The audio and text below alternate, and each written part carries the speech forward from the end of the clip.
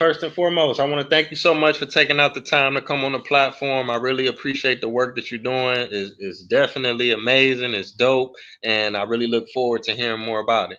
Amazing. Thank you for having me. It's always a pleasure to speak to any art aficionados or art supporters or artists. Yeah, yeah, it's definitely an honor. Definitely.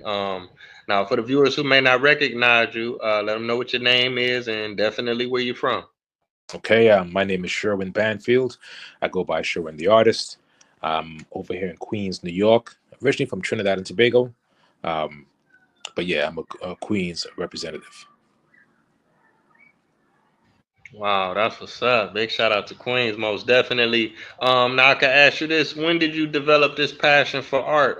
Is it something that kind of runs in your family? Is it something you always wanted to do, or did you kind of get into it later in life? Yeah, well, it does run in my family. My mother is very creative. My father has some skills when it comes to drawing, um, and my brother and myself, we both just happen to have this God gifted talent, and we recognize it at an early age. Um, because that's we were always creative, making things with our hands and coming up with ideas, and yeah, we were makers. Okay, okay, cool, cool. Now I want to ask you this: by you being from, you got the Caribbean roots, you raised in New York. When did you first get, I guess, in contact with hip hop? Was it something that was already going on in the community at the time, or did you get exposed to it through radio and television? Or In Trinidad, it was definitely making its way into the DJ mixes, right? Go to parties, and you would hear this new music, this new art form, hip hop, and there were either TV shows that came on TV that showcased it, or you come across a book that had like these illustrations on how to do breakdancing, how to do a windmill, how to pop and lock. So it was entering the culture uh, when I lived in Trinidad, and when I came to the United States, yeah, it was everywhere. I lived in East Orange, New Jersey, so that's very black, um, multicultural, but I was surrounded by mostly by black people, so the music was everywhere.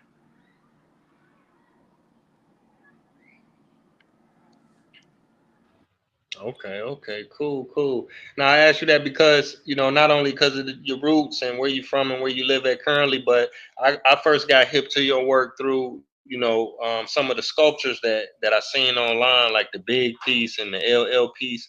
Now when did you actually start? I guess doing it professionally. Well, you just gotta an artist's journey is very unique, and professional can be defined in many ways, right? Most folks define professionalism as you are, making a living off of your discipline. Um, so the art world is very, very interesting. So most artists, the the lucky artists, are able to make a living completely off of their work, right? And that's a gift. That's an honor.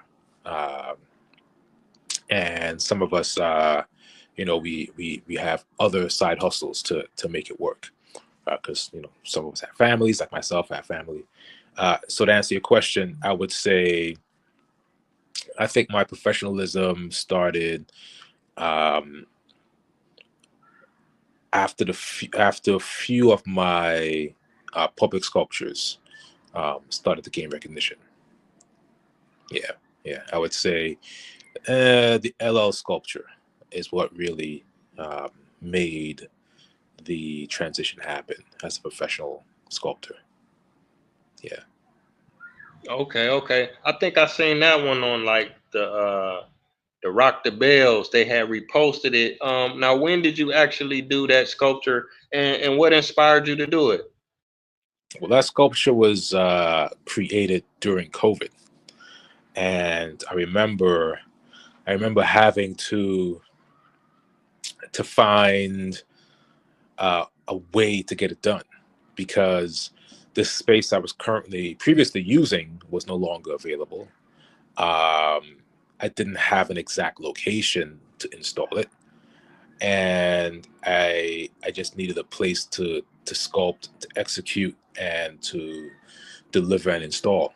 It was just start and see what happens, right? And along the way, opportunities showed up to allow it to continue to develop into a final piece, right? Even the space that I needed, the studio space I needed, I applied for a opportunity with LMCC, that's Lower Manhattan Cultural Committee, I believe, and they have space on Governor's Island um, that they offer for artists. And my cohort was the first cohort during COVID to return to Governor's Island to be a fellow uh, artist in residence, and that's why I made the LL sculpture. Like I was commuting, you know, by ferry onto that island to get going with the sculpture and sculpt, and the time limit, the last ferry leaves around 6, so I had to jump on that last ferry to make sure I get home with the family. So yeah, that sculpture was is a adventure in itself, the way how it developed and how it actually came to fruition. The inspiration for that of course is hip hop, but I got the idea to start the LL sculpture um, by a friend of mine, and he suggested I do LL, and I was like, yeah, this is a good idea. He's a living legend. He's a icon of mine, and I appreciate his music, his style, his whole artistic legacy, and his catalog. So he's legendary. So he's definitely worthy of a statue.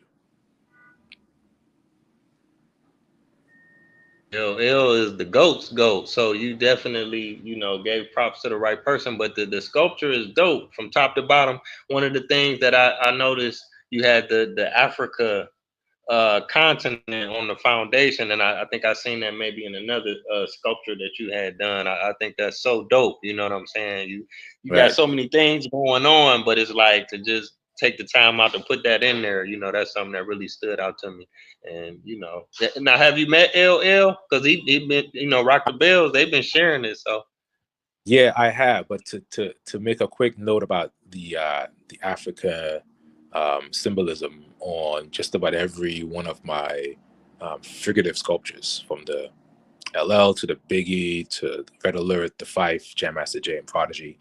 The reason for that, which kind of connects back to Trinidad, is that growing up in Trinidad, the Caribbean, um, uh, the culture of Trinidad is very deeply rooted in carnival, right? And during carnival, throughout my entire years growing up, it includes being around, the soca music, but these loud speakers that would play the soca music, right? And that rhythm that came through those speakers is in that DNA. It is the one unique quality that African people possess, this connection to rhythm, uh, the drum, that frequency travels with us, right? Whether we are native to um, the islands, native to America, or were some of the Africans that were transported to, right? Uh, and that frequency, from my understanding, began in Africa. one thing about the LL mural you had mentioned, he's a living legend, and I think a lot of times, we don't give people their flowers in the hip hop community. While they still alive. So I think that's dope that you did create a sculpture of LL while he's still around. You know what I'm saying? Because a lot of times we gotta wait till we gone to get that sculpture or that street named after us or that painting or that mural. Yep. Yeah, for sure. For sure. That's important Yeah. because, there's definitely a concerted effort by the ruling class to control the narrative and control when you are a thing, a hit, and and whether you should exist for how long in people's minds, and control whether you stay within the history. So what I'm doing is I'm making sure, at least through my talents, that um, our cultural contributors are able to be seen and monumentalized and upheld using what's considered the high arts, right? Um, and also to showcase truth within this whole culture of fallacy. You know what I mean?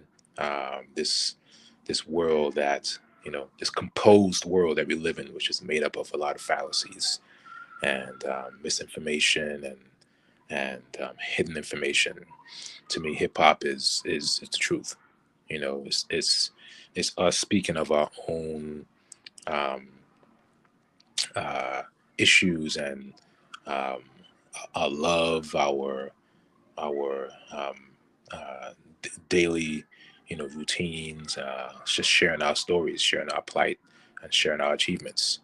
And to me, that's more truthful than the world that we are expected to learn about. You know what I mean? Yeah, yeah, definitely. Now I wanted to ask you this. I don't know if you spoke on it. Now, how long does it take to create something like that? Because a lot of times we may go to a museum or we may go to a park and we take it for granted, and you're like, "Wow, this is an amazing piece." And for a lot of people, it may just be a couple seconds or maybe even a couple minutes, and we kind of take a picture and then we go on, not realizing like how much work was put into this masterpiece. Yeah, sculpture is that thing that you just cannot decipher. It's difficult to decipher um, the work that went into it because there is very little education within the curriculum um, for the average person on how sculpture is made. Because sculpture is, especially public sculpture, is created um, in a way that it's expected to survive, the elements of nature. So, making something out of marble, stone, and metal like bronze requires a lot of skill, time, effort, and just it's just like know-how.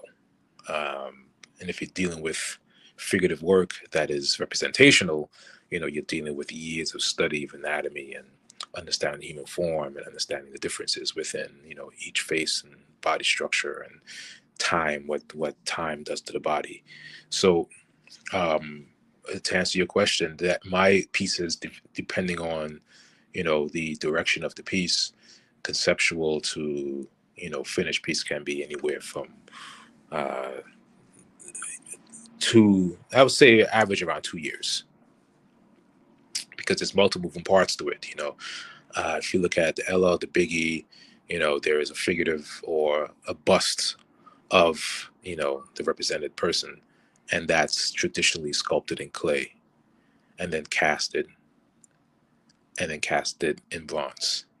Um, but then it's designed to fit to the greater structure, which is constructed, fabricated out of stainless steel and steel, with other elements added to it. Like the LL has a radio in the front of it that's a cast of a radio that I like handmade with wood, um, casted and made into a resin cast, right? And there's other elements that are on the side of it. There's a relief of of a panther, a relief of a goat that was done in clay and then casted in bronze and affixed to the structure. And you have other elements that are made um, in in clay, but also but casted in stone, like a stone material. And you have the solar panels that have its own measurements that have to be incorporated seamlessly into the structure. So the measurements of those panels are considered for the measurements of the base, which includes speakers and a whole solar power system on the inside. It's engineered by a solar power engineer, um, and it has the audio system with the speakers, and that has to be um, designed in such a way that it's like held within a casing and not accessible by rodents or bugs. So there's a lot in temperature, because New York is the hottest of hot and the coldest of cold, so it has to be able to withstand the fluctuating temperatures. So there's a lot of engineering, a lot of designing, a lot of aesthetically aesthetic choices that went into creating it so that it can survive and still look good and look like the individual. You know, yeah, Yeah, man, that's deep. That's deep. I didn't even think that far into it. Like I say, we take it for granted because I'm just thinking about you putting it together. But like you said, you mentioned the weather. That's meteorology. You mentioned engineering. You mentioned anatomy. That's like some medical field type stuff.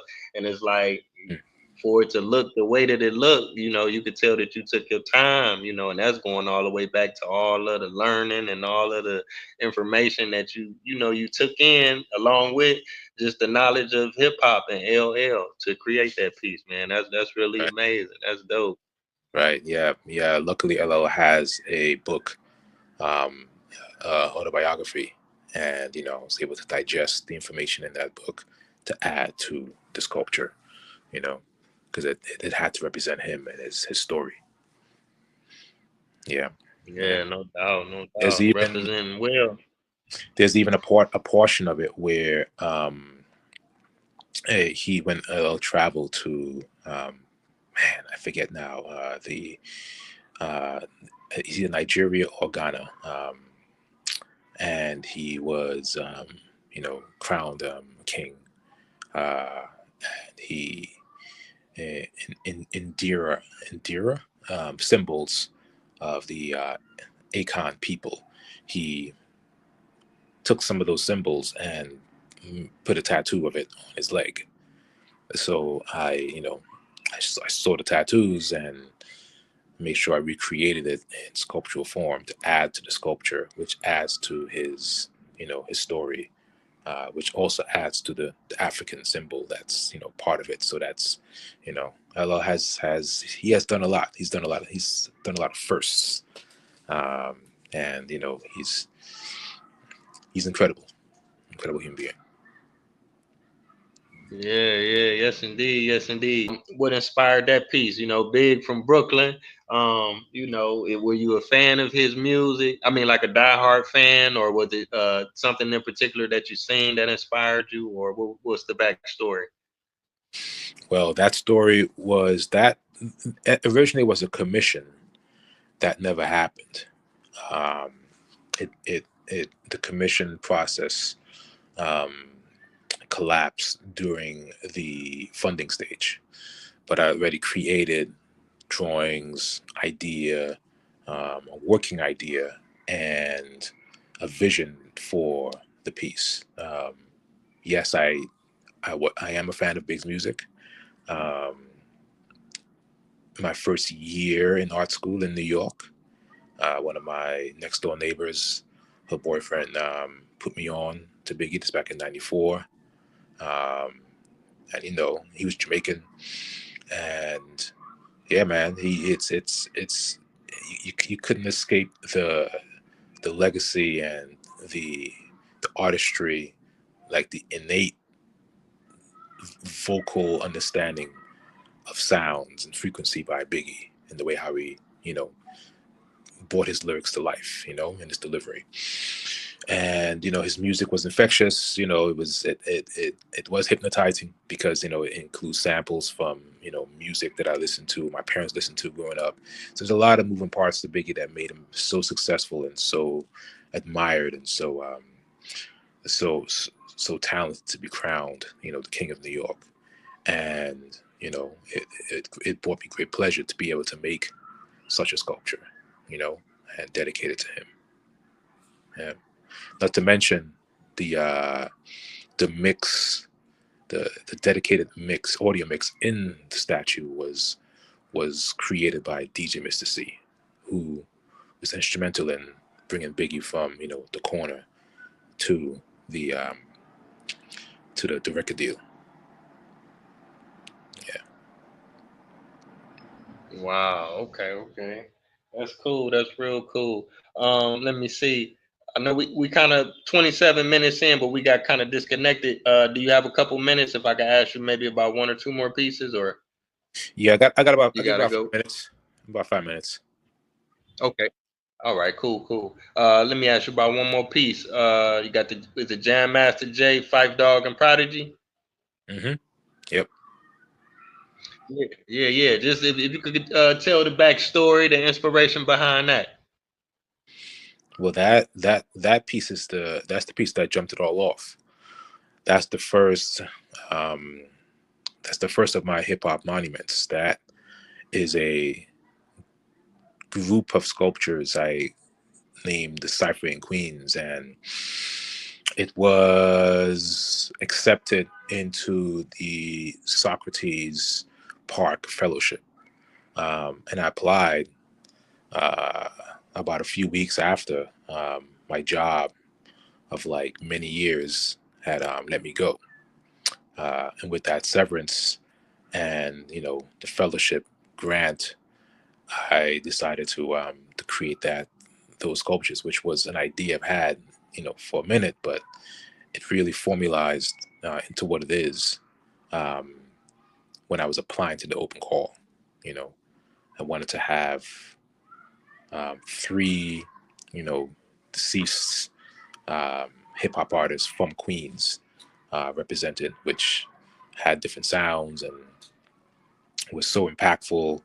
Um, they were all part of groups, and each had their own era of popularity. And you had Mob Deep, Prodigy, who represented that hardcore, that frustration, that real the realness of like representing your hood, your environment, you know, of poverty.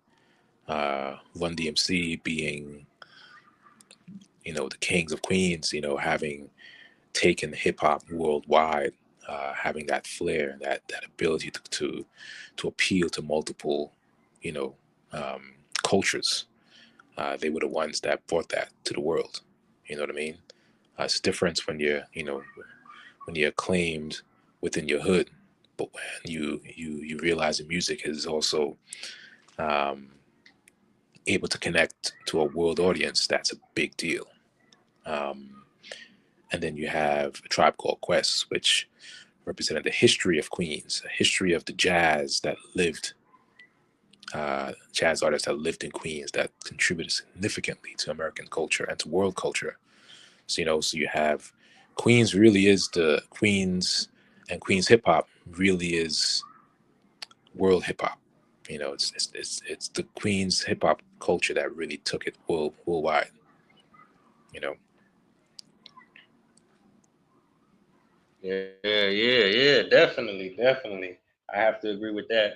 Now for the viewers, if they want to keep up with what you got going on, they want to check out some of your previous work and follow up with some of your upcoming projects. Do you have a website or a social media or anything like that? Yes. So Sherwin the artist on Instagram, and basically that'll lead you to everywhere. Got a link tree. It leads to my website, to my articles, to whatever I'm up to. So yeah, definitely check out Sherwin the artist on Instagram. All right, all right. I want to thank you again for coming on the podcast, man. I really appreciate you. This is definitely an honor. I truly appreciate the work that you're doing, and I definitely look forward to the work that you have coming in the future. Sounds good, brother. Appreciate you. Thanks for the invite. All right, peace. Be safe out there. All right, peace out there in Madagascar. and all of the continent. Yeah.